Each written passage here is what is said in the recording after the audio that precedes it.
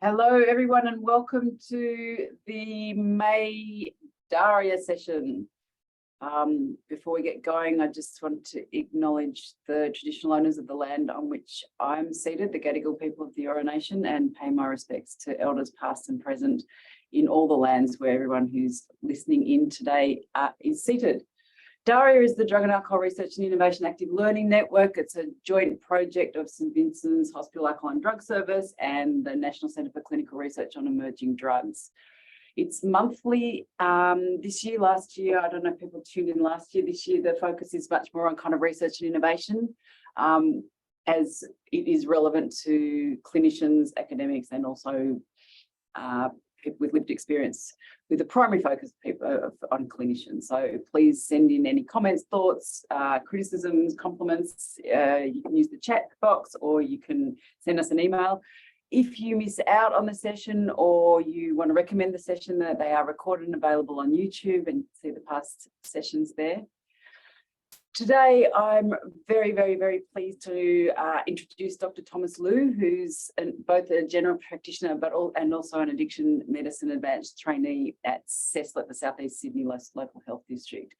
And he is going to present today a review of the evidence on discontinuation of opioid agonist therapy. So that's usually with methadone and buprenorphine. So without any further ado, I'm handing over to you, Tom. Welcome.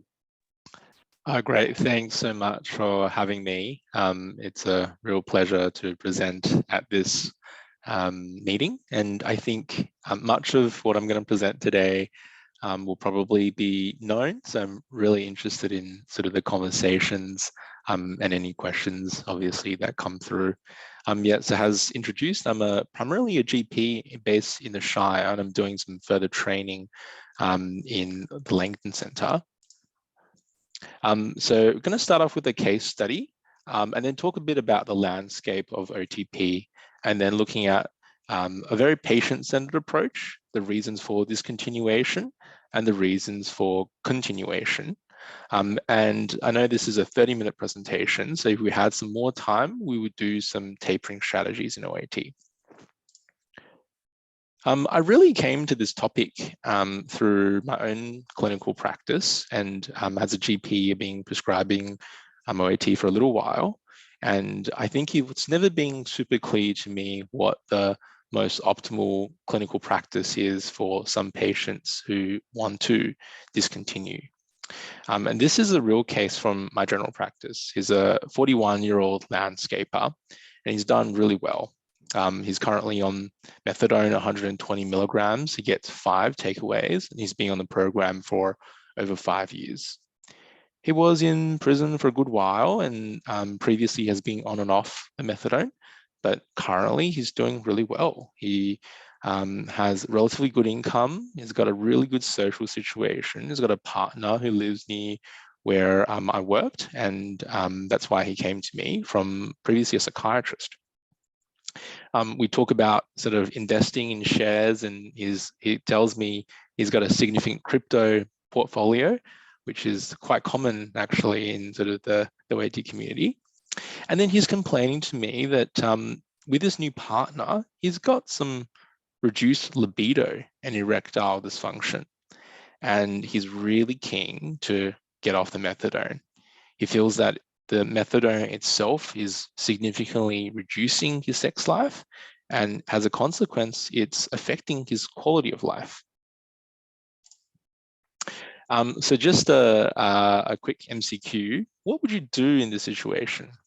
Apologies, I haven't set up any mentees, but I think it'd be good to just have a look at the options and have a consider before we go on. So A, counsel and encourage the patient to remain on OAT, to reduce the patient's methadone dose with the goal of discontinuation, because that's something that he would like. Change him over to buprenorphine and talk about microdosing, because buprenorphine sometimes people feel is better than methadone in these side effects regards. And then maybe refer him to a GP, or if you were the GP, to assess him for erectile dysfunction and consider prescribing Viagra or something like that. Just have a think in your mind, what would you do? So before we sort of delve into the evidence, I thought I just wanted to talk about a little bit of the demographics of OAT in Australia. So from the 2022 NOPSAD data, apparently there's approximately about 47,000 people who are receiving OAT. But that was excluding Queensland, so we can probably assume that there is somewhere in the vicinity of 54,000 sort of people-ish in Australia receiving OAT, and that number is sort of being increasing over time, and there has been seemingly a shift in the number of depot buprenorphines that's being prescribed at the moment. This sort of graphs are essentially just a support of what was discussed before. And when we look at sort of the age demographics, more older people seemingly are on methadone, and younger people seemingly are more buprenorphine and sort of the depot buprenorphine formulations. Using sort of prescription data, this is a sort of a different data set. This is on the right from, I think it's in Equiva. This data seemingly is more consistent with what we're seeing, where there's probably about half of our clients are on methadone, and then half of our clients are on buprenorphine, and with probably a quarter of them being on the depot formulations. So the question is, well, why do people want to discontinue opioid therapy? This is a review that was published quite recently in 2021. This is essentially from America, and it was more of a narrative review. But some of the key answers which was elucidated was that for some people, discontinuing was their initial and desired goal. To some people don't feel that they are clean if they are on the treatment program. And I think that is got to do with the degree of the stigmatization of the medications. Some people feel that if they tried harder, they could get off the treatment. And I think that is the patient probably might not be understanding the complexities of opioid treatment, that it is a genetically based biopsychosocial disease, and it is quite complex to get off. And other people just prefer medications that are easier to taper off from the beginning, and they're aiming for long-term abstinence from all sorts of substances. This is another study which was done more recently and has since been published. This was presented in APSAD last year, and I thought it was very interesting. This study looked at approximately 40 people using a qualitative strategy on what are the reasons for people wanted to cease depot buprenorphine. The key themes which was discovered during this study was that people sometimes just wanted to stop so that they can use again to manage the difficulties in their life. Other people felt forced into treatment. They felt that they lost their sense of autonomy, particularly as the depot formulations were coming into the services, and it was purported to be a much better sort of treatment option. Many people recognized the negative side effects and felt that these negative side effects weren't being recognized from clinicians. Other people felt that the treatment was ineffective, and other people felt that they were cured by being on the program. And I think in clinical practice, all these reasons, I have seen them in patients who do want to discontinue. As a GP, I really believe that patient-centered decision-making is going to lead a higher quality of care and higher quality of outcome for patients. And what that means for me is to talk to them about the risks and benefits of sort of OTP. So I guess firstly, what are the risks of OTP? I think all these sort of side effects, long-term complications are well known: the cardiac arrhythmias, the hyperalgesias, the periodontal diseases, and with methadone, the risk of overdose. But I think in this talk, I sort of just wanted to focus on two things that are probably less well known within the sphere, or at least seemingly less well known, which is the endocrinological effects, and also briefly on sleep apnea. So I think there is a tremendous amount of evidence regarding the endocrinological effects of OAT for our patients. This is a systematic review which was published in 2020, and they looked at essentially 22 studies. And I think it was pretty well done. But what they could find was that hypogonadism, which was low testosterone, was present among 63% of male participants on chronic opioid therapy, which is quite a significant amount when you think about it. Hypocorticalism, which was also present among 15 to 24% of patients on both genders. And there were some dose-related effects between opioid use and their cortisol and testosterone levels. And I always think that the dose-related effects are a very good support of the direct linkage between these two relationships. There's evidence that people with hypogonadism experience significant side effects in their life, which can include impotence and erectile dysfunction. And there is some evidence that osteoporosis, fragile bones, and osteopenia in men are prevalent as well. And there's less data regarding female clients. And I think this theme of hypogonadism has really been present in the literature for a little while. This is another systematic review that was published back in 2015. And this included a bit less studies, 10. But what they found was that chronic opioid use therapy is associated with significantly lower testosterone levels. They thought that females were less affected by this, and they thought that perhaps there was less of an effect in buprenorphine compared to methadone. Well, you know, what is the mechanism of developing hypogonadism in opioid agonist therapy?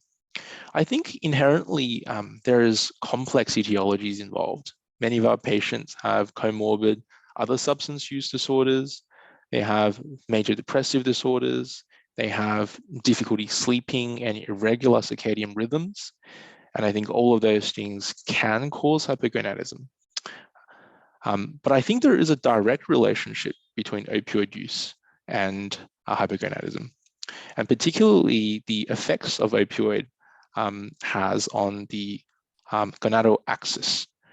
It inhibits GnRH and has a consequence, leads to reduced FSH and LH production and leads to reduced testosterone production.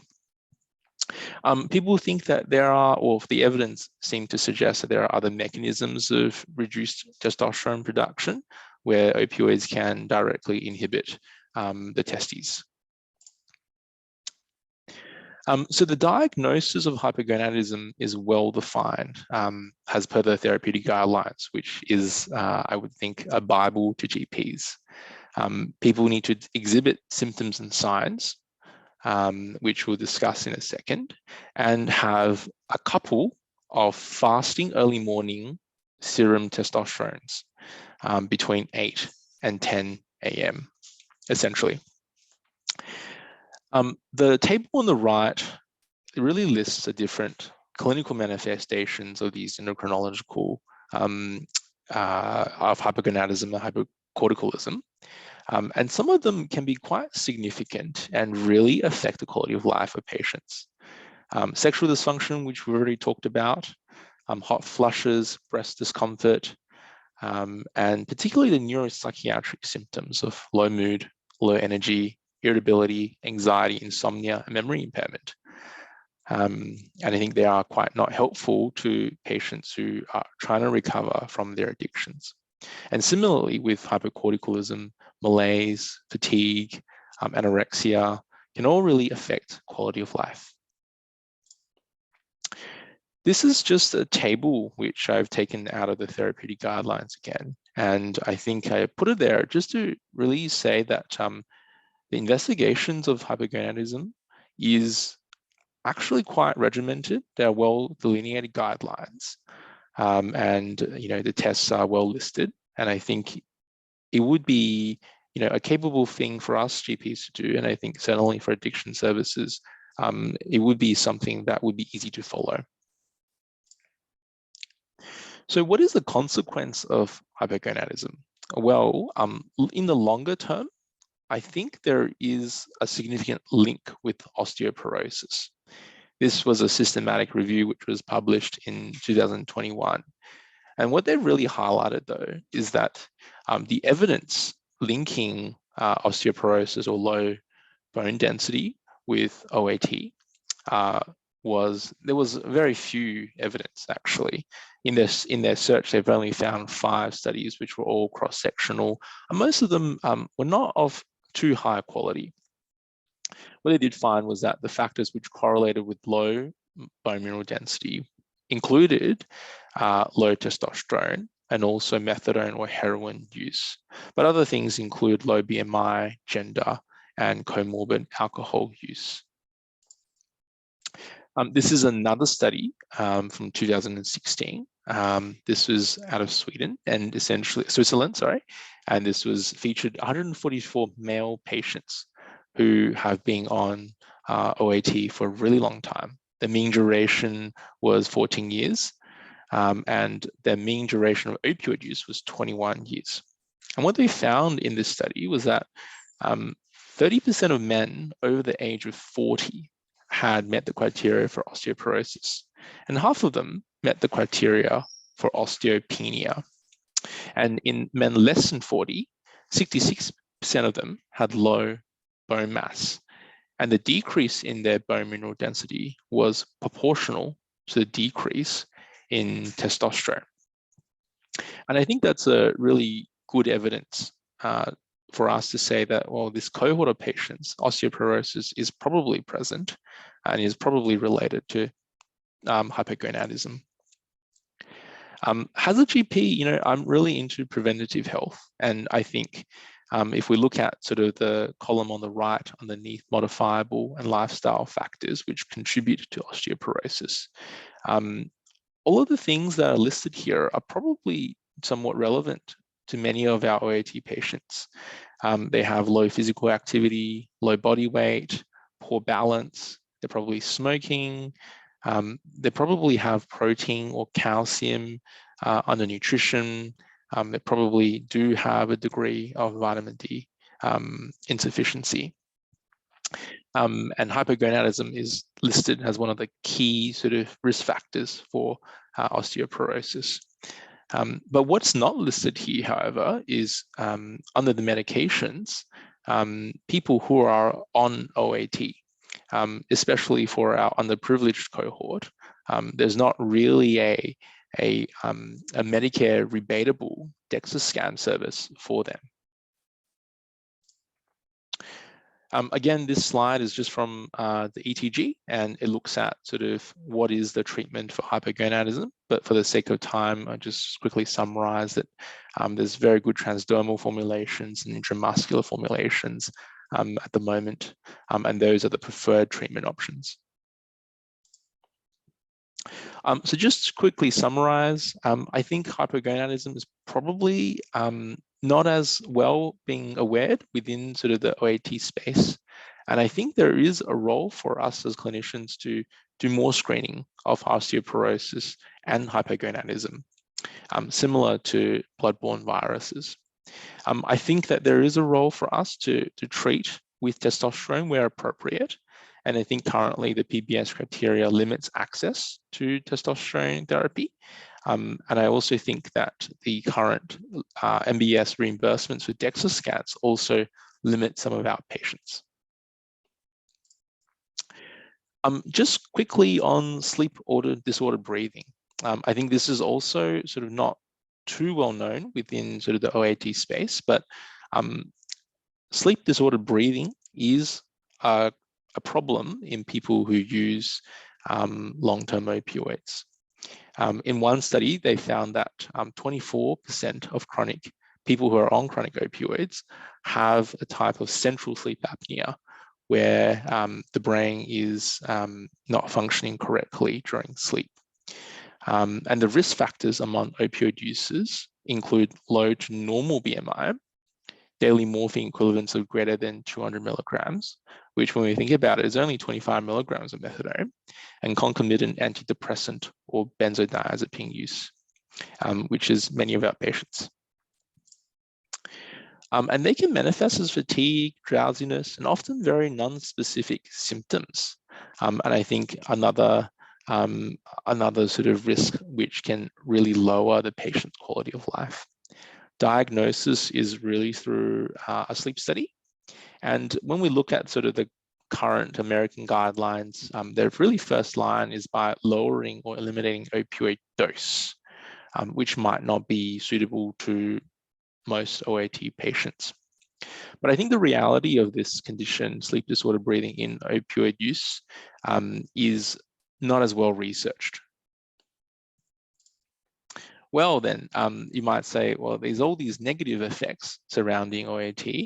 Why should we continue OAT at all? I firstly like to just say, and this is probably very well known in sort of but OUD is a chronic disease.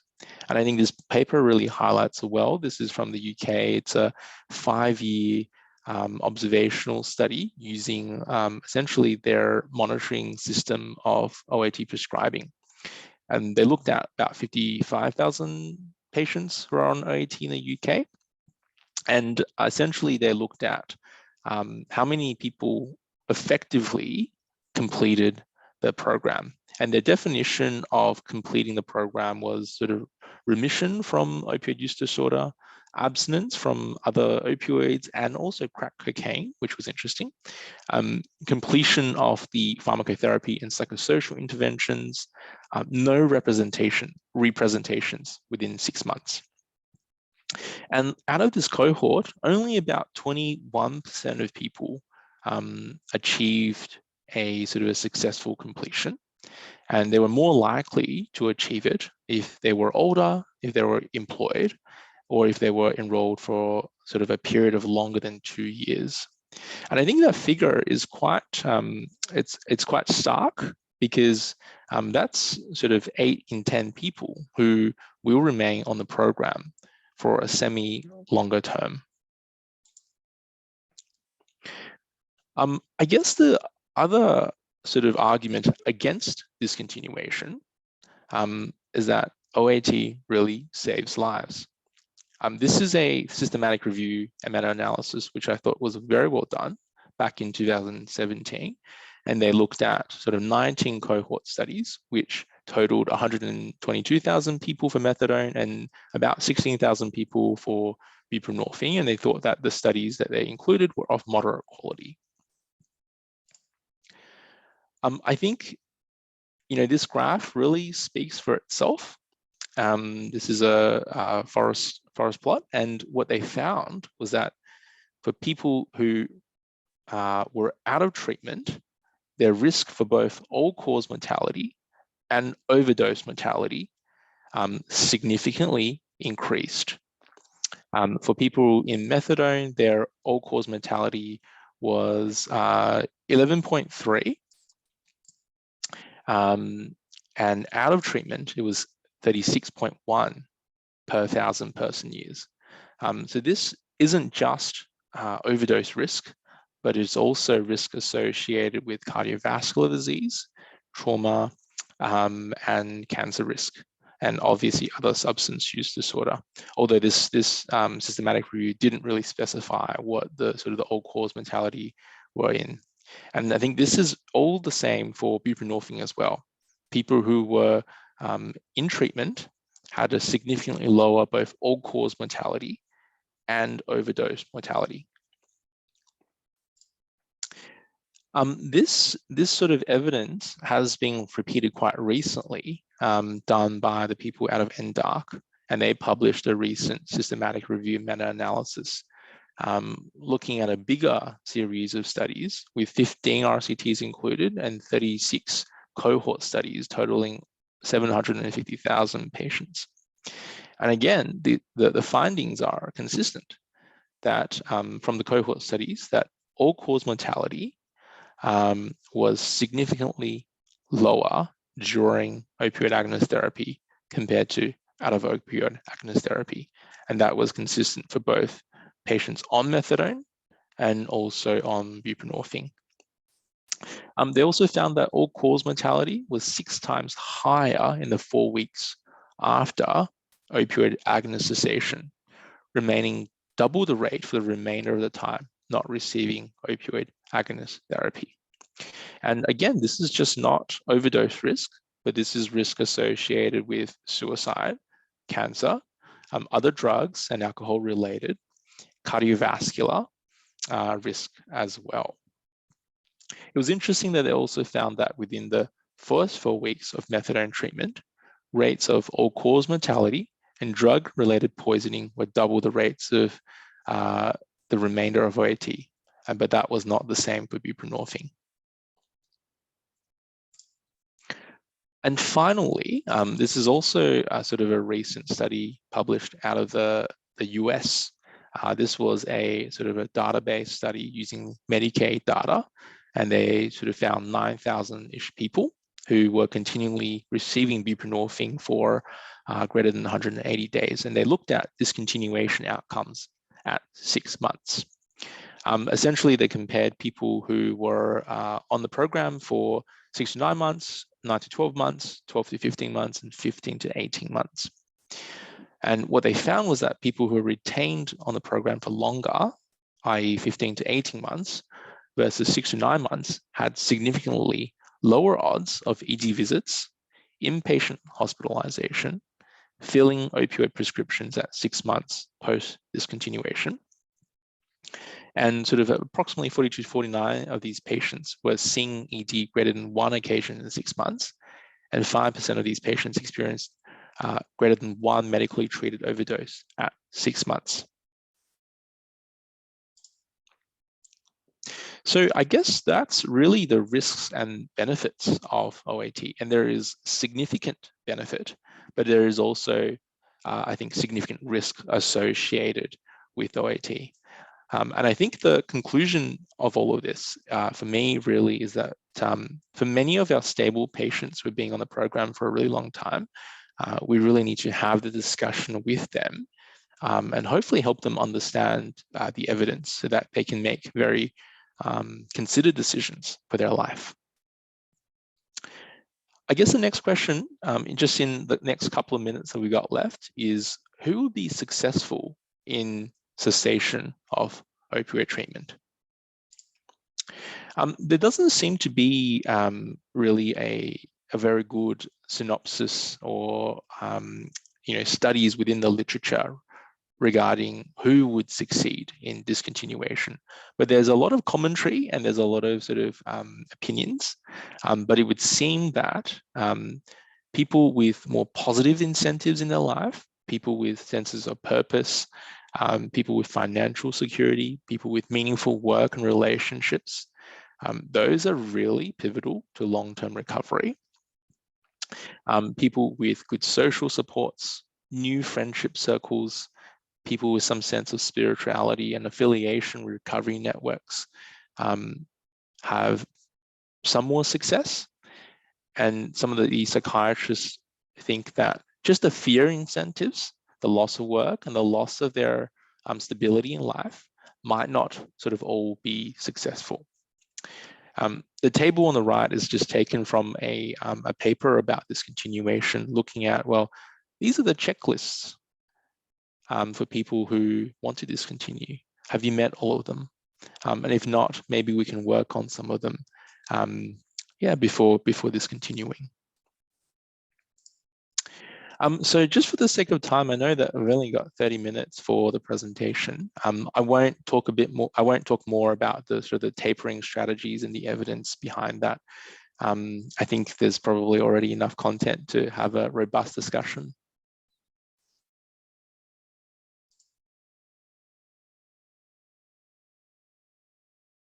Thanks, Tom. Sorry, have you finished there? Yeah, I finished there. I'll just stop there because it's Okay. 30 minutes and I'm Yeah. keenly All right. aware everybody's busy. Yeah, all right. Thank you so much for that. I think you've raised lots of fascinating points, and maybe if we have time at the end, it might be also helpful to have a little chat about tapering strategies. I guess just a few comments and questions from me on your presentation. I guess the first question is that I think it's pretty fascinating for me that we're not sufficiently addressing, I think, particularly the bone density issues and the osteopenia amongst their clients. I mean, you did mention the multifactorial contributions to that likely high, low bone mineral density, but I don't think we should discount women in that. And I noticed that a lot of your discussion focused particularly on men when you're talking about hypogonadism, but I do recall my own experience early on with a woman that started on methadone and then got galactorrhea, even though she was not pregnant, and the issue of hyperprolactinemia and other kind of endocrine dysfunction associated with hypogonadism in women as well. So I think we are easily distracted by this sort of primacy of libido and erectile dysfunction, but we should be thinking about it, I think, with all genders and all contexts as we're managing our patients. And I just wondered if you had any suggestion about managing hypogonadism in women. I think that's far less research. That's the bigger issue, but yeah.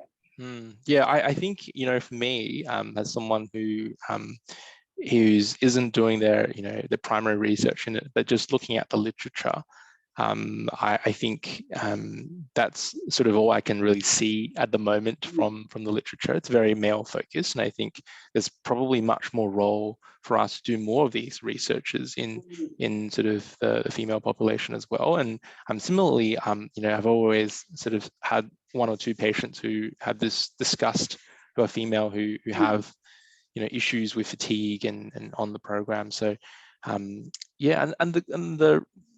bottom line is I'm not really sure, because I think the evidence isn't super clear.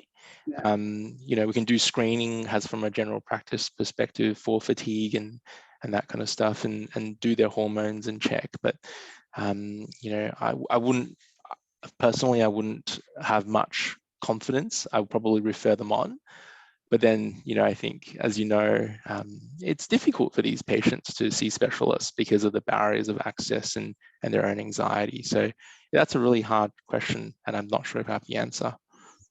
Yeah, and I mean, I guess you probably have even less of an answer when we're talking about how to advise our trans clients on hormone therapy across the lifespan, and with adding OAT as well. That's probably, in your experience, is that just like another area of research? Yeah, I think so.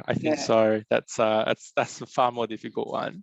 And I think as a GP, I'm just focused on probably more things that are more easily and effectively resolved, that are more well researched. I think I'll leave that one to the endocrinologists. Yeah, cool. All right.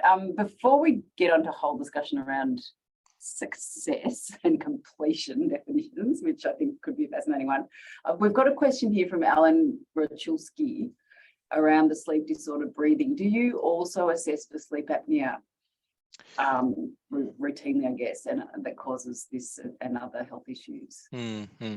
Look, in my personal practice at the moment, I don't regularly screen for it, but I've had quite a few patients who essentially have like a lot of drowsiness during the day, and we're not really sure where that's from. They've had a sleep study, and it's not super clear. And I've referred them on, but again, do they follow up with a sleep physician? I'm not sure. Yes, and again, similarly, I think an area that is not well researched, with no good sort of treatment options available, really. And in my couple of patients, I've sort of reduced them to the lowest dose of depot option that was possible, and that seemed to have helped to a degree. But again, not much evidence that I can sort of speak of. And any of your clients on CPAP? Not the ones on depot, no. Yeah, no.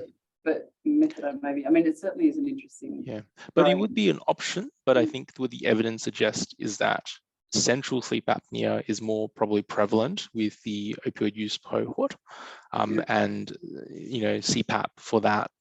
Again, not sure there's evidence for that either. Yeah. Yes, interesting. All right. And then I guess I did want to have a little chat about definitions of success and completion. Even I think in the DSM-5, so the current Diagnostic and Statistic Manual out of the American Psychological Association has a definition of remission on maintenance therapy. So you can still be in remission, if you like, from your opioid use disorder and on medication, as opposed to the data that you presented, or that was very much kind of abstinence recovery focused data that suggested being on an opioid therapy was not the same as being in recovery. So that's the place of opioid treatment in your concepts of success and remission. Then the other kind of aspect to that was the work that you presented from Simon Clay that suggested that people have a whole lot of reasons for discontinuing, and it's not in pursuit of the absolute holy grail, that there are other reasons that people might want to stop, and that they would consider that successful discontinuation if they were resolving some of the other issues, like being tied to the clinic or having negative effects from the treatment. So I'm just wondering if you want to tease out or even give us your opinion on how you think we can go with even finding these common metrics of what success or failure is. I think you brought up some fairly uncontentious issues around mortality. Most people would probably coalesce around mortality, but some of those other areas where we're considering success and assisting our clients to achieve success, how do you actually manage that in clinical practice when you know that maybe someone staying on OAT might decrease their chance of mortality, but they're saying they're actually making them more miserable than if they weren't on treatment? How do you kind of tease out all those different aspects, I guess? Yeah, I think it's really tricky, and I think one of the benchmarks I use is what would my doctor do, and if I was a patient with opioid use disorder, I think looking at all of this, I probably would want to stay on OAT in maintenance therapy for a really long time, and when the side effects come up, including sort of osteoporosis, hypogonadism, sleep disordered breathing, teeth issues, I get help and I try and deal with them so that my access and those barriers to accessing OAT is highly minimized. And I think that's the direction which sort of the evidence really point to. I think all of the risks associated with OAT can be dealt with in many ways. And OAT is significantly effective and efficient in minimizing mortality and mobility. And in my experience, people who are on OAT, they do have more sort of, in quotation marks, meaningful lives, with increased probably employment and stuff like that. But I think at the end of the day, it's really a patient-centered decision. And that's the thing that I really sort of defer always to patients. I really help them to understand what sort of both sides of the equation means, and I think they need to put up the decision to make. Perhaps they just have this really fixed belief that being on OAT is just being a slave, and for them that might not fulfill what a quality life means for them. So I think it's a really hard one, and I think every individual is really different, and I think what a good life looks like is different to everybody. And so I think we as clinicians is really there to facilitate those decisions and try and help them reach their own sort of meaning in life. Yeah, and I guess so. Yeah, I mean, I guess in the Australian setting, how do we make sure we bring in client and user perspectives in our definitions of success? I guess is the question, but maybe that's a bit hard for you to answer, or I'm not fair to ask you to answer the question. Tim Griffiths has put in a comment, sleep apnea is a significant risk factor for overdose. Add in methadone especially, plus other CNS depressants, and the risk increases again. All OAT patients with OSA should have naloxone at home. That's just a comment, it's not a question. So I think that's a great idea. I mean, I think I personally, just to answer for you, I think all OAT patients should have naloxone at home. Stop. Agreed. I guess we do. There's one more comment from Claire, who has said that was such an amazing conversation on the wider well-being of individuals on OAT. Thank you very much. I'm just passing that on to you. Thank you, Claire. Thanks, Tom. We do have a few more minutes. I just wondered if we can quickly touch on tapering strategies. Do you mind? Yeah, absolutely. Absolutely. How many minutes we have? We're at 12:45, 12:41. So we have, 3 or 4 minutes. Okay. All right. So look, the current sort of tapering strategies from the guidelines, this is from the New South Wales guidelines, essentially says that we need to go slow, really gradual and slow reduction of methadone, 5 milligrams every 2 to 5 weeks. And similarly with buprenorphine, with the depot formulations, it's not super clear. Some sort of other senior clinicians suggest letting people taper off the 64. Other people suggest tapering off the 8. I personally done, 8 milligram injections every 2 to 3 weeks. I think it's not super clear because of the depot formulations. I think what sort of I wasn't planning to present this, but I think what generally the evidence about tapering seems to suggest is that people who have a longer duration of tapering, so from this study, also a data linkage study from sort of Canada, they found that people with longer durations of tapering had greater chances of success, and the quotation mark success meaning not re-entering the program or not having opioid-related hospitalizations or mortalities. They found that,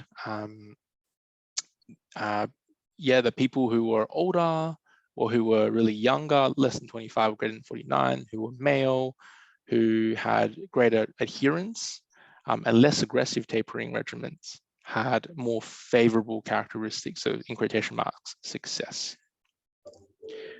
This is a more sort of a recent study from sort of 2022, and it was a retrospective cohort study over looking at sort of buprenorphine tapering essentially, and also using linkage, data linkage studies. So this study essentially also found that sort of the longer time that you're being on the program meant that you had greater success. Lower rates of tapering meant you had greater chances of success. And sort of they didn't find that tapering duration was linked, sort of it was not really linked to success or not successful. But the percentage of days during which dose was decreasing, which again is just another way of saying like a slow sort of tapering regimen was associated with more of a success.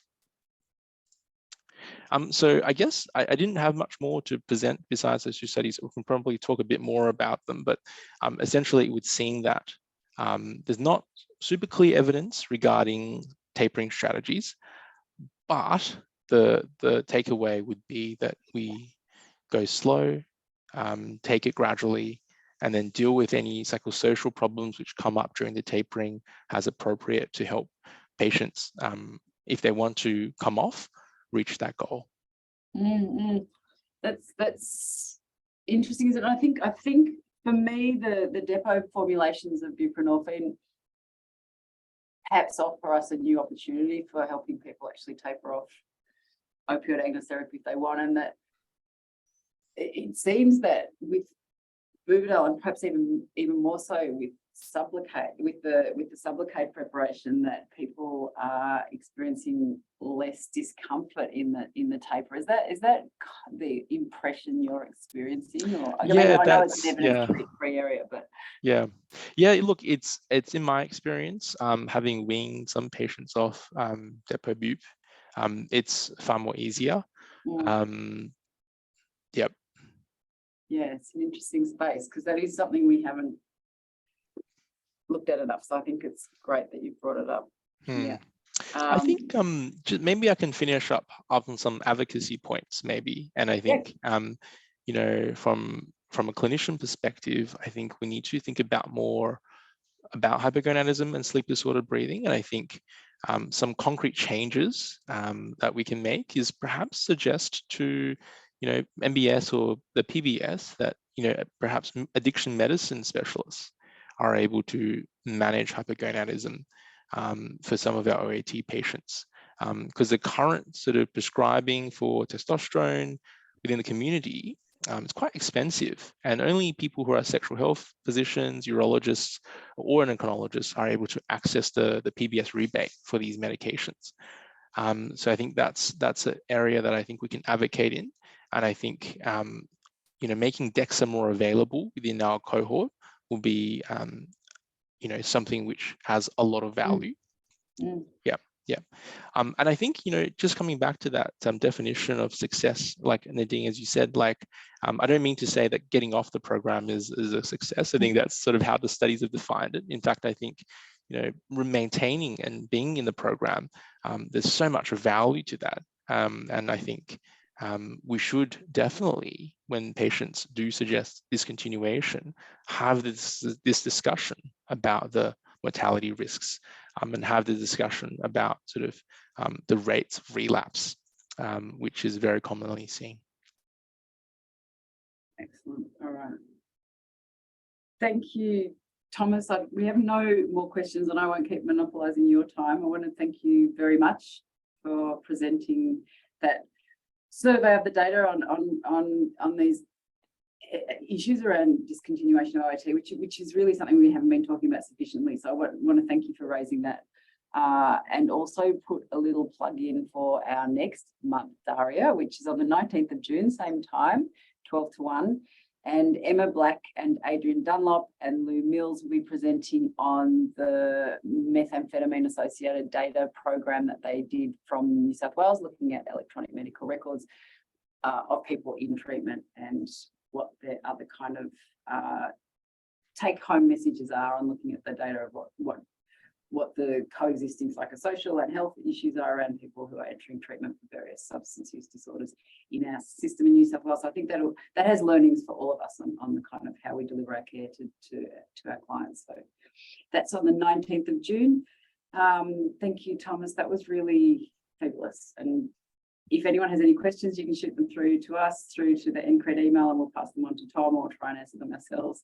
And if you have time, please fill in the survey for the feedback that's not for you, Tom, it's for everyone who's been listening. And we'll see everyone again in a month. Thank you. Thanks for having me. It's been a great pleasure. Thank you. Bye. Bye.